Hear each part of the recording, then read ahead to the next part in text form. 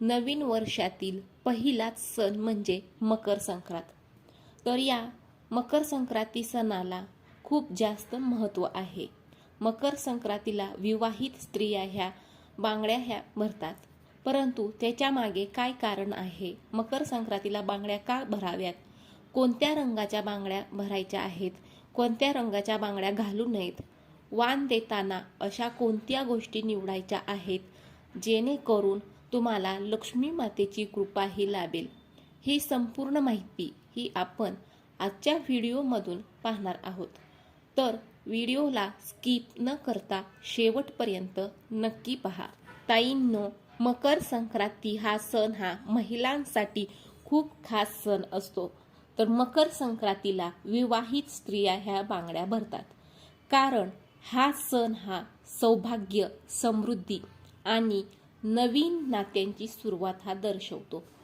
बांगड्या सौभाग्य आणि आनंदाचं प्रतीक आहेत। विशेष करून नवविवाहित स्त्रिया ह्या काळ्या रंगाची साडी आणि बांगड्या घालून हळदी कुंकू हे करत असतात, जे की हिवाळ्यामध्ये शरीराला ऊब देतात आणि सुवासिनी म्हणून त्यांची ओळख सांगतात। या दिवशी वाण देणे, तिळगुळ वाटणे आणि नवीन पिकांचं पदार्थ खाणं ही या सणाची परंपरा आहे। तर ताईंनो, बांगड्या भरण्यामागचं कारण काय आहे आणि त्याचं महत्त्व काय आहे ते जाणून घेऊया। बांगड्या, कुंकू आणि हळद हे स्त्रियांच्या सौभाग्याचं लेणं आहे। बांगड्यामुळे विवाहित स्त्रीचं सौंदर्य आणि सौभाग्य हे वाढतं। बांगड्या, कुंकू, हळद हे सौभाग्याचं प्रतीक आहे। ताईंनो, लग्नानंतरची पहिली संक्रांत नवविवाहित वधूंसाठी खूप जास्त महत्त्वाची असते।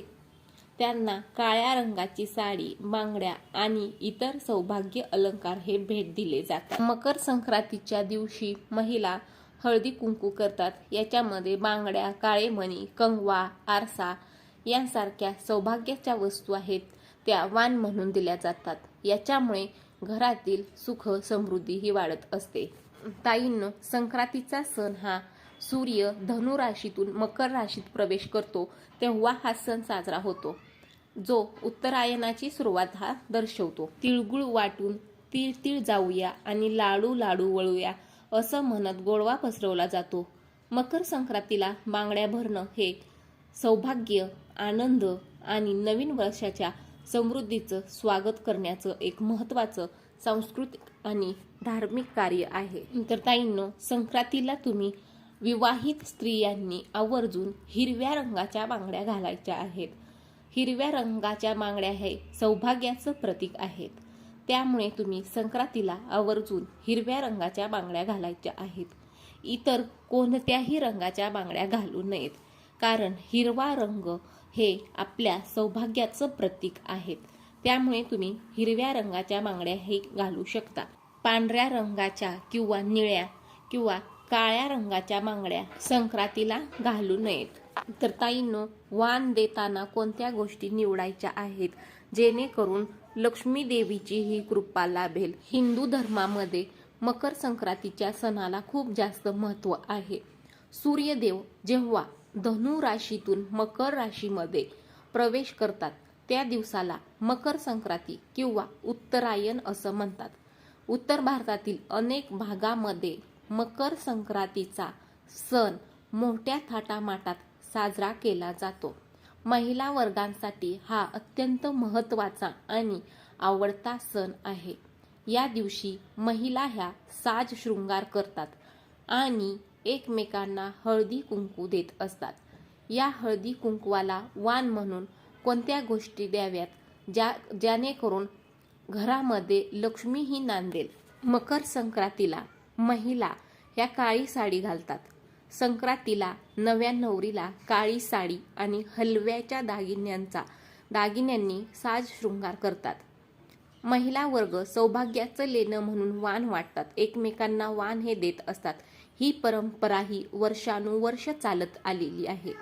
लग्नानंतरची 5 वर्ष वेगवेगळ्या सौभाग्यदानाच्या वस्तू, कुंकवाच्या डब्या, कंगवा, आरसे, बांगड्या, काळे मणी, देतात व नंतरच्या वर्षी आपल्याला हव्या असलेल्या इतर वस्तू देतात. ताईंनो, स्त्री ही घरातील लक्ष्मी असते आणि आरसा हे सौंदर्याचं प्रतीक आहे. आरशात पाहून लक्ष्मीसारखं सौंदर्य लाभावं असा साजशृंगार महिला करतात. आर्थिक संबंधित समस्या दूर करण्यासाठी घराच्या उत्तर आणि पूर्व दिशेच्या भिंतीवर आरसा लावावा.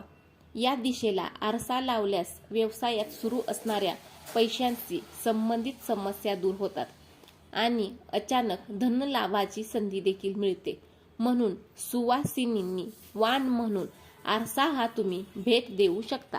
त्यानंतर दुसरी वस्तू म्हणजे लग्नावेळी वधूच्या हातामध्ये ज्या बांगड्या घातलेल्या असतात त्यांना वज्रचुडा म्हणतात. हा सुद्धा लग्नामध्ये सौभाग्याचा अलंकार म्हणून वापरतात.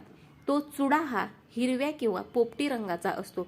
काही ठिकाणी तो लाल रंगाचा सुद्धा असतो. स्त्रियांच्या काही रोगांवर काचेच्या बांगड्यांचा चांगला उपयोग होतो. बांगड्या घातल्याने त्यांच्या चेहऱ्यावर तेज देखील येते. आरोग्याच्या दृष्टीने बांगड्यांचा अनुकूल परिणाम होतो. बांगड्या घातल्यामुळे स्त्रिया आकर्षक दिसतात आणि धार्मिक मान्यतेनुसार ज्या विवाहित महिला बांगड्या घालतात त्यांच्या पतींचं वय हे वाढतं. ज्या ठिकाणी महिलांच्या हातातील बांगड्यांचा आवाज राहतो त्या ठिकाणी देवी देवतांची विशेष कृपा राहते. आपल्या संस्कृतीमध्ये देवीलाही हिरवा चुडा चढवला जातो. म्हणून तुम्ही सुवासिनींना बांगड्या ह्या भेट देऊ शकतात. याच्यामुळे घरामध्ये सुख, शांती आणि समृद्धीही कायम राहते. तिसरी वस्तू वाणामध्ये तुम्हाला काय द्यायची आहे तर ताईंनो, लग्न झालेल्या स्त्रीसाठी कुंकू हा सौभाग्याचा अलंकार आहे. उत्तर भारतात कुंकवापेक्षा कुंकवाने भांग भरण्याला अधिक जास्त महत्त्व आहे. भांगामध्ये सिंदूर भरणं हे सौभाग्याचं लक्षण आहे. कुंकू लावताना भ्रूमध्य आणि आज्ञाचक्र यावर दाब दिला जातो आणि तेथील बिंदू दाबले जाऊन चेहऱ्याच्या स्नायूंना रक्तपुरवठा चांगला होतो. कुंकवामुळे वाईट शक्तींना आज्ञाचक्रातून शरीरात शिरायला अडथळा निर्माण होतो. कुंकू हे शक्ती स्वरूप आहे. याच्यामुळे सुवासिनींना वाण म्हणून कुंकवाची डबी किंवा सिंदूर हा तुम्ही भेट देऊ शकता. तो अत्यंत शुभ आहे. त्यानंतर सर्वात महत्त्वाची वस्तू जी तुम्ही वाणामध्ये देऊ शकता तर अनेक धार्मिक कार्यांमध्ये तुळशीचा वापर केला जातो. तुळशी विवाहानंतरच लग्न कार्याला सुरुवात होते. यामुळे घराच्या अंगणात तुळस ही असतेच असते. शास्त्रानुसार घरासमोर तुळस असल्यास रोज तिची पूजा करावी. संध्याकाळी तिच्या समोर दिवा लावावा. तुळशीच्या झाडामुळे घरात सकारात्मक ऊर्जा राहते. त्यामुळे घरात सुख, शांतीचा वास हा असतो. तुळशीमध्ये अनेक औषधीय गुण आहेत. तुळशीच्या पानाचे सेवन केल्यामुळे रोगप्रतिकारक क्षमता वाढते. यामुळे वाण म्हणून तुम्ही सुवासिनींना तुळशीचं रोप हे देऊ शकता. याच्यामुळे तुमच्या घरावरही लक्ष्मी कृपा ही कायम राहील. तर ताईंनो, तुम्ही ह्या वस्तू ह्या वाण स्वरूपामध्ये देऊ शकता. जर तुम्ही ह्या वस्तू वाण म्हणून दिल्या तर तुमच्या घरावरती लक्ष्मी कृपा ही कायम राहील. सर्वात महत्त्वाचं म्हणजे मकर संक्रांतीला केस धुवावेत का हा प्रश्न जवळजवळ सर्वांना पडलेला असतो. तर ताईंनो, संक्रांतीला केस धुवावेत का तर या दिवशी केस हे धुवावेत. याच्या मागे कारण असं आहे की केस धुवून आपल्या शरीरामधील ज्या काही नकारात्मक शक्ती आहेत तर त्या शक्तींवर मात ही होते. त्या शक्तींवरती मात करता येते. तसंच विविध रोगांपासून मुक्तता मिळवण्यासाठी प्रार्थनाही केली जाते. म्हणून तुम्ही संक्रांतीला केस हे आवर्जून धुवावेत. जी काही नकारात्मक ऊर्जा आहे किंवा जी काही नकारात्मक शक्ती आहे ती सर्व निघून जाते आणि त्यावरती मात करण्याची क्षमता देखील येते. म्हणून संक्रांतीला केस धुवावेत.